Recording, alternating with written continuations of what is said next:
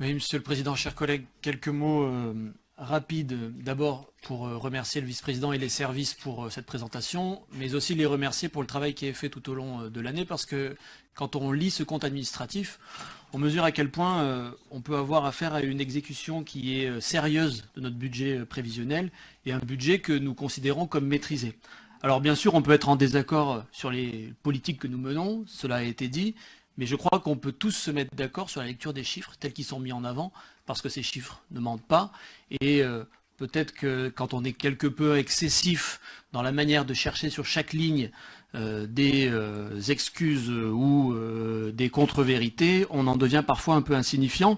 Et moi, pour ma part, je voudrais retenir de ce document-là quelques indicateurs qui, encore une fois, ne mentent pas, qui sont des indicateurs forts. Le premier, c'est celui de l'investissement, parce que quand on regarde les chiffres, on mesure ce que nous avions décidé, et ce que nous avions décidé, c'était que la métropole devait être une des collectivités qui investissent le plus, la collectivité qui investit le plus par habitant.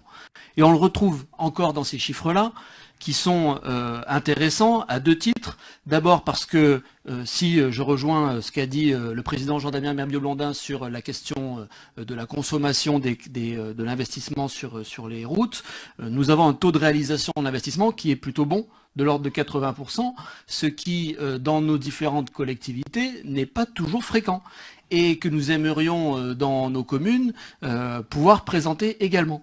Donc je pense que c'est un élément important. Et puis je rajoute et j'insiste sur le montant de l'investissement lui-même qui reste extrêmement fort. Deuxième point, c'est les dépenses de fonctionnement. Alors on a entendu l'alerte sur la nécessité de les maintenir, de les contenir.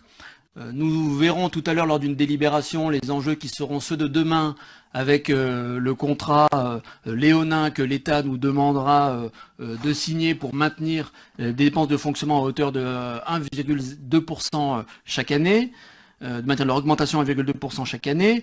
Cette année, effectivement, il y a quelques augmentations.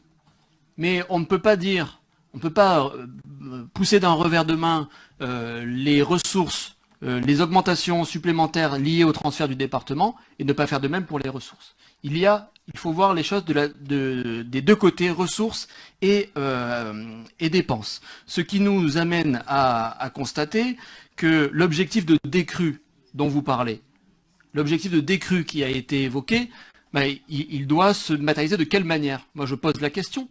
Est-ce qu'il faut que sur les dépenses de fonctionnement, nous réduisions les dotations aux collectivités? Est-ce qu'il faut que sur les dépenses de fonctionnement, nous réduisions la capacité à apporter des services publics? S'il ne s'agit pas de dépenser pour dépenser, et toute dépense en fonctionnement n'est pas par nature mauvaise. Alors le maintien qui est proposé, globalement, nous permet d'être à peu près serein. Nous sommes dans les clous et dans le cadre que nous avions fixé sur nos tableaux. Et même si effectivement nous devons toujours rester vigilants, je crois qu'il n'y a pas de préoccupation particulière à avoir parce que les choses sont tenues, encadrées. Et il nous faudra voir, encore une fois j'insiste pour la question de l'année prochaine, de quelle manière est-ce que nous devrons tendre vers les objectifs qui sont ceux de l'État, mais qui cette année sont d'ores et déjà atteint ou en tout cas en ligne de mire. L'endettement lui-même, Jean-Damien Mermieux-Blondin a parlé de la dette garantie. Effectivement, ça peut être un sujet de préoccupation. Mais la dette garantie, elle est assise sur un patrimoine, sur lequel il n'y a pas particulièrement de difficulté à avoir. Moi, ce que je retiendrai, c'est le désendettement, qui était celui de notre collectivité. 14,8 millions d'euros, une capacité de désendettement qui est, une durée de capacité de désendettement qui est réduite, qui sont des signes encourageants. Et encore une fois, dans la situation qui est la nôtre, avec un investissement extrêmement fort, nous gagnons sur ces créneaux-là et sur ces indicateurs, ce qui est une bonne nouvelle. Je voudrais, de ces quelques indicateurs, tirer peut-être trois grandes questions ou trois grandes leçons. La première, c'est que on ne va pas dire que tout est tout rose ou tout noir et que tout est parfait ou que tout est imparfait. Mais simplement que les difficultés que nous avions pointées lors du vote du budget primitif ont été prises en compte, ont été absorbées, et que le compte administratif qui est présenté aujourd'hui tient compte de cela. Il ne s'agit pas encore une fois de dire que nous avons exécuté parfaitement, mais nous avons tenu compte du transfert du département, nous avons tenu compte de l'augmentation de notre personnel, nous avons tenu compte d'un certain nombre de difficultés auxquelles nous avons dû faire face, et ce compte nous permet de montrer que ça a été fait à peu près correctement, voire très correctement, et que nous n'avons pas à rougir de cela. Le deuxième point, c'est l'affirmation de la problématique et des politiques métropolitaines. Parce que quand on regarde notamment le taux d'investissement, on voit qu'on a beaucoup moins de fonds de concours et beaucoup plus d'investissements directs.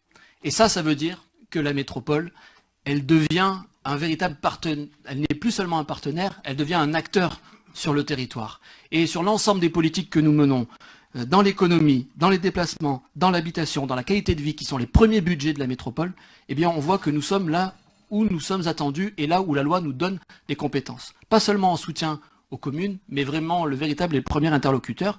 Et je crois qu'à la lecture de ces chiffres-là, on doit aussi tirer ce bilan politique pour montrer que le projet politique de la métropole avance avec le mandat.